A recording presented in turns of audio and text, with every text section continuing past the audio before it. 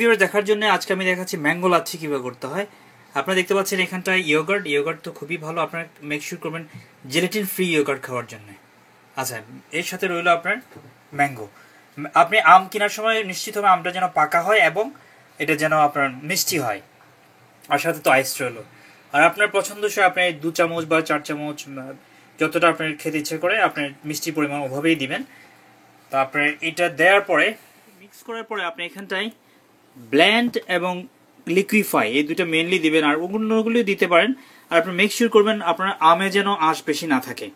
তো যাই হোক, আমি ব্ল্যান্ড করছি।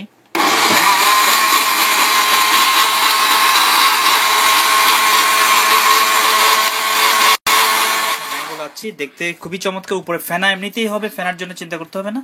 আর আপনি হচ্ছে এখানটায় ফেনার জন্য কালারটা ঠিক মতো দেখা যাচ্ছে না, একটু ইয়েলো কালার হয় ম্যাঙ্গোর মতোই। Thank you viewers.